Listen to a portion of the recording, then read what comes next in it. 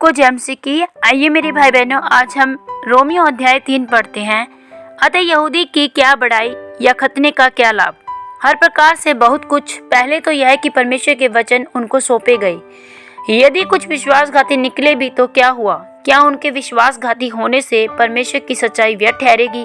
कदापि नहीं, वरन परमेश्वर सच्चा है और हर एक मनुष्य झूठा ठहरे। जैसा लिखा है, जिससे तू अपनी बातों में धर्मी ठहरे और न्याय करते समय तू जय पाए। इसलिए यदि हमारा अधर्म परमेश्वर की धार्मिकता ठहरा देता है तो हम क्या कहें? क्या यह कि परमेश्वर जो क्रोध करता है अन्यायी है? यह तो मैं मनुष्य की रीति पर कहता हूँ, कदापि नहीं तो परमेश्वर कैसे जगत का न्याय करेगा?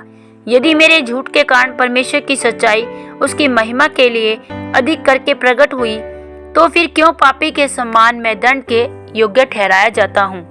हम क्यों बुराई न करें कि भलाई निकले? जैसा हम पर यही दोष लगाया भी जाता है और कुछ कहते हैं कि इनका यही कहना है, परंतु ऐसों का दोषी ठहरना ठीक है। कोई धर्मी नहीं, तो फिर क्या हुआ? क्या हम उनसे अच्छे हैं? कभी नहीं, क्योंकि हम यहूदियों और यूनानियों दोनों पर यह दोष लगा चुके हैं कि वे सब के सब पाप के वश में हैं। जैसा लिखा है, कोई धर्मी नहीं, एक भी नहीं, कोई समझदार नहीं, कोई परमेश्वर का खोजने वाला नहीं। सब भटक गए हैं, सब के सब निकम्मे बन गए हैं, कोई भलाई करने वाला नहीं, एक भी नहीं।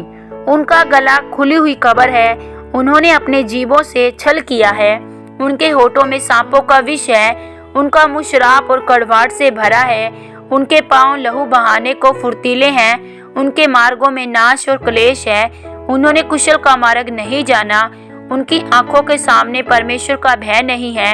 हम जानते हैं कि व्यवस्था जो कुछ कहती है उन्हीं से कहती है जो व्यवस्था के अधीन है, इसलिए कि हर एक मुंह बंद किया जाए और सारा संसार परमेश्वर के दंड के योग्य ठहरे। क्योंकि व्यवस्था के कामों से कोई प्राणी उसके सामने धर्मी नहीं ठहरेगा, इसलिए कि व्यवस्था के द्वारा पाप की पहचान होती है, विश्वास द्वारा धार्मिकता। परंतु अव्यवस्था से अलग परमेश्वर की वह धार्मिकता प्रकट हुई है जिसकी गवाही व्यवस्था और भविष्यवक्ता देते हैं, अर्थात परमेश्वर की वह धार्मिकता जो यीशु मसीह पर विश्वास करने से सब विश्वास करने वालों के लिए है।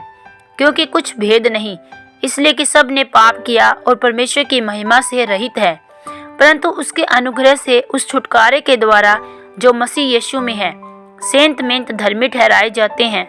उसे परमेश्वर ने उसके लहू के कारण एक ऐसा प्रायश्चित ठहराया जो विश्वास करने से कार्यकारी होता है कि जो पाप पहले किए गए हैं और जिन पर परमेश्वर ने अपनी सहनशीलता के कारण ध्यान नहीं दिया, उनके विषय में वह अपनी धार्मिकता प्रकट करे, वरन इसी समय उसकी धार्मिकता प्रकट हो कि जिससे वह आप ही धर्मी ठहरे और जो यीशु पर विश्वास करे उसका भी धर्मी ठहरने वाला हो। घमंड करना कहाँ रहा? उसकी तो जगह ही नहीं। कौन सी व्यवस्था के कारण से?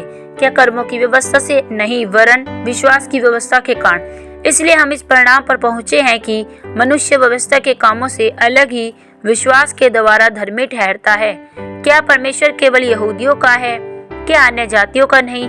हाँ, अन्य जातियों का भी है, क्योंकि एक ही परमेश्वर है जो खतना वालों को विश्वास से और खतना रहितों को भी विश्वास के द्वारा धर्मी ठहराएगा।